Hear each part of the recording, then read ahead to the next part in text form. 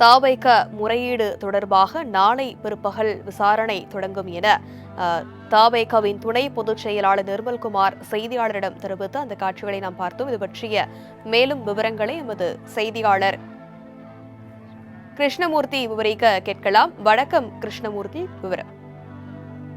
வணக்கம்.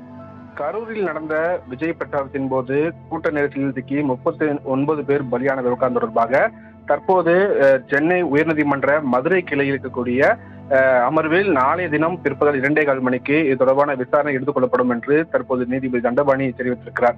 தாவேக தலைவரும் நடிகருமான விஜய் வாரந்தோறும் சனிக்கிழமை என்று பிரச்சாரம் கூட்டங்களை நடத்தி வருகிறார். முதல் கட்டமாக திருச்சி, அரியலூர் பிரச்சாரத்தை தொடங்கிய அவர் 2ஆம் கட்டமாக நாகை மற்றும் திருவாரூர் பிரச்சாரம் செய்தார். அந்த வரிசையில் நேற்று தினம் 3வது கட்டமாக நாமக்கலில் பிரச்சாரத்தை தொடங்கியிருந்தார்.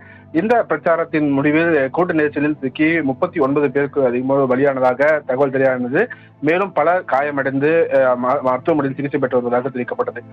அரசியல் கட்சி தலைவர்களும் பல்வேறு விமர்சனங்களை எடுத்து வரக்கூடிய இந்த சூழ்நிலையில்தான் தாவேக சார்பில் சென்னை உயர்நீதிமன்ற நீதிபதி தண்டபாணி முன்பாக முறையீடு செய்ய உள்ளதாக இன்று காலை அறிவிப்பானது வெளியிடப்பட்டது.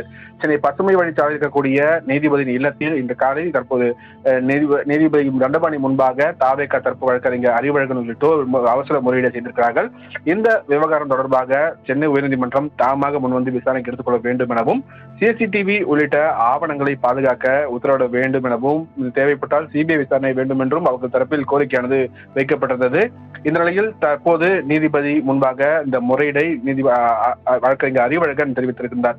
இந்த முறையீடை ஏற்றுக்கொண்ட நீதிபதி தண்டபாணிக்கு நாளைய தினம் மதுரை அமர்வில் இந்த வழக்கை விசாரணைக்காக எடுத்துக்கொள்ளப்படும். நாளைய தினம் நீதிபதி தண்டபாணி மற்றும் ஜி அருள்முருகன் அடங்கிய அமர்வில் இந்த வழக்கானது பிற்பகல் 2:15 மணிக்கு விசாரணைக்கு எடுத்துக் கொள்ளப்படும் என்று தெரிவிக்கப்படுது. ஏனென்றால் சென்னை உயர்நீதிமன்றம் பொறுத்தவரை விடுமுறை கால சிறப்பு அமர்வானது தலைமை நீதிபதி தரப்பில் தெரிவிக்கப்படும். அந்த அடிப்படையில் இந்த கரூர் தொகுதி மதுரை அமர்வுக்கு அமர்வில் வரக்கூடிய கட்டுப்பாட்டில் தான் வரும்.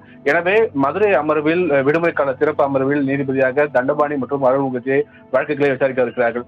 அதன் அடிப்படையில் தான் தற்போது நீதிபதி தண்டபாணி முன்பாக இந்த அவசர முறையீடானது செய்யப்பட்டுள்ளது. சென்னை பசுமை வழிச்சாலையில் இருக்கக்கூடிய நீதிபதி இல்லத்திற்கு நேரடியாக தாவேக தரப்பு வழக்கறிஞர்கள் நேரில் சென்று அவரிடம் இந்த சிசிடிவி காட்சிகளை பாதுகாக்க வேண்டும், சிபிஐ விசாரணை வேண்டும் உள்ளிட்ட பல்வேறு கோரிக்கைகளை வலியுறுத்தி இந்த உயர்நீதிமன்றம் இந்த விவகாரத்தை தாமாக முன்வந்து விசாரணைக்கு எடுத்துக்கொள்ள வேண்டும் என்ற ஒரு முறையீடை வைத்திருக்கிறார்கள்.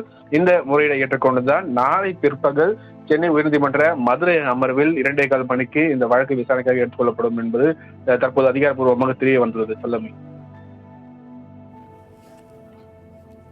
விவரங்களுக்கு நன்றி கிருஷ்ணமூர்த்தி.